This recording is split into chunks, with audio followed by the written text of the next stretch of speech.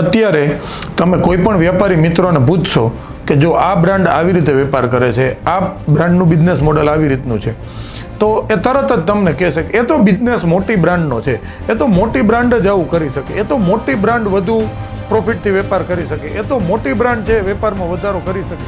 દરેક લગભગ તમે કોઈ પ્રશ્ન પૂછશો ને એટલે તમને એનો એક જ વસ્તુ જવાબ આપશે, એ તો એસ્ટાબ્લિશ્ડ બ્રાન્ડ છે.